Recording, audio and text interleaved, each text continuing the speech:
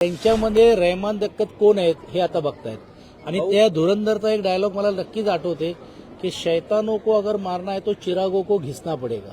Okay, जे करून दाखवले ते अभिमानाने सांगूया. या स्लोगन अंतर्गत आज मेळावा पार पडत आहे. काल निवडणुकांचं बिगुल वाजलेलं आहे. काय सांगाल, पहिला मेळावा कसा असेल? ही खरं तर ही गेल्या अनेक वर्षाची ही परंपरा आहे, पण नाविन्य हे सादरीकरण करून घेऊन कार्यकर्त्यांच्या माध्यमातून, पदाधिकाऱ्यांच्या माध्यमातून जनतेला आम्ही काय केलंय आणि काय करू शकलो असतो हे दाखवण्याचा प्रयत्न आहे. काय केलं हे 20-25 वर्षामध्ये लोकांनी विश्वास ठेवला ते दाखवायचंच आहे.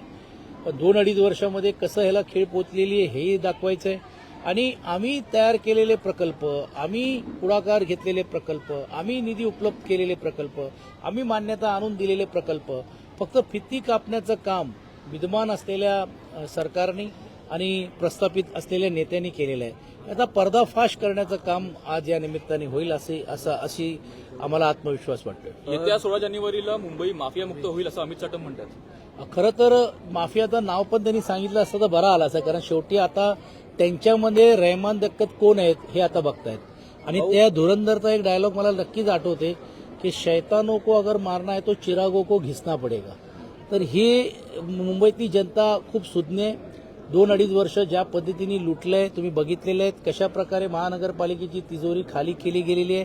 प्रशासनाला डोळ्यासमोर ठेवून पहिल्यांदा राज्यामध्ये 2-2 पालकमंत्री या शहरातले येऊन बसून निधीचा वाटप, केलेल्या कामाचा दर्जा, त्यातून नवीन प्रकल्प करत असताना माननीय उच्च न्यायालय, सर्वोच्च न्यायालयाने या निविदा रद्द करण्यास त्यांना भाग पाडलं. कसं एक्सिलेशन झालं हे मुंबईकरांनी बघितलं आणि म्हणून ते म्हणतात त्या मताशी मी सहमत आहे की माफिया राज जे 2.5 वर्ष चालला होता ते संपुष्टात येईल आणि भविष्य काळामध्ये आदरणीय उद्धवजी आणि आदित्यजींच्या नेतृत्वाखाली शिवसेनाचा महापौर पारदर्शक कारभार करण्यासाठी परत सज्ज होईल. ज्याप्रमाणे तुम्ही म्हणलं की आता मनसे आणि शिवसेनेची युती जवळपास निश्चित झालेली आहे, पण काँग्रेसकडनं असं बोललं जाते की मुंबईत एकला चलोचा नारा दिला गेलाय. नाही, प्रत्येक जिल्ह्यामध्ये काँग्रेसची भूमिका ती असते, ती अयोग्य असते असं म्हणता येणार नाही. त्यांना काही मर्यादा असतील, कारण शेवटी सीट्स पण किती त्यांना लढवायचे आहेत, किती त्यांना कार्यकर्ते द्यायचा हा त्यांचा भाग आहे. पण आता त्या उलट जर आपण पुण्यामध्ये बघितलं तर पुण्यातल्या काँग्रेसच्या कार्यकर्त्यांची वेगळी भूमिका आहे. तर मला असं वाटते जिल्हा स्तरावरती हे होईल. अर्थात आमची एक प्रमुख विरोधी पक्ष या नात्याने भूमिका आहे की त्यांनीही बरोबर यायला पाहिजे, पण ते जर आले तर ठीक, नाही झालं तर राष्ट्रवादींबरोबर पण आमची चर्चा ही प्राथमिक सुरुवात झालेली आहे. येणाऱ्या 2-3 दिवसामध्ये तेही देखील आमच्या या आघाडीमध्ये समावेश करण्याचं काम किंवा आमच्या आघाडीमध्ये येणार आहेत. असं जर झालं तर आम्ही सर्वजण मिळून आम्ही करू. आणि तुम्ही बघितलं असेल की गेल्यावेळी पण निवडणुकीला आम्ही एकटे सामोरे गेलो होतो आणि भारतीय जनता पार्टी अशाच प्रकारे अपप्रचार करून घेऊन आणि पाहिजे तसं सत्तेचा गैरवापर करून ते पुढे येण्याचा प्रयत्न त्यांनी केलं. तरी देखील एक चांगली लढत आणि पूर्ण ताकदीने आम्ही तिकडे त्याला सामोरे गेलो. मला असं वाटते की यावेळी राष्ट्रवादीची ताकद, मनसेसारख्या पक्षाची ताकद मिळाल्यानंतर आणि विशेषतः मुंबईकरांना ही आपली अस्तित्वाची लढाई आहे, ही जाणीव आम्ही हे जे करून देतोय किंवा जाणीव होते, त्यातून निश्चितपणे विजय हा आमचा होईल असा आम्हाला विश्वास वाटतो. आज बैठक झाली, त्यात आम्ही आज साटम देखील म्हणालेले आहे की उद्धव ठाकरेंनी महापौर जाहीर करावा. कुठल्या मोहल्ल्यात आहे महापौर माहिती नाही, त्याचं नाव जाहीर करावं. आम्ही तर मुंबईतला महापौर हा तळागाळ्यातला सर्वसामान्य कुटुंबातला मराठी माणूस असलेलाच होणार आहे. हे आम्ही या अगोदर देखील करून दाखवलेलं आहे. बोलायची काय गरज आहे.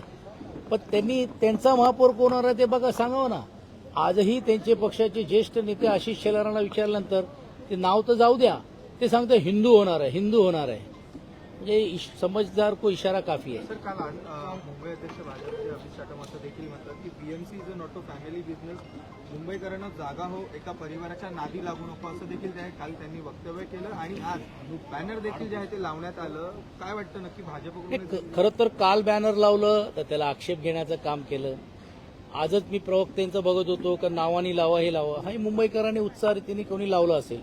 आम्हाला लावायचं तर आम्हाला लावायची गरज काय, आम्ही तर बोलून दाखवतोय, तुमच्या समोर बोलून दाखवतोय, प्राधिकरणमध्ये पण बोलून दाखवण्याचं काम करू.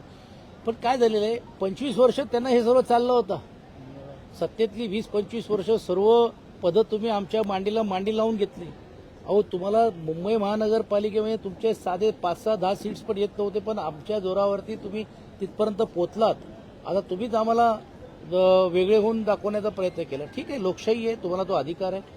पण असं कुटुंबवाद निर्माण करून किंवा असं भासून लोकांच्या मनामध्ये संभ्रम निर्माण करण्याचं काम होतोय.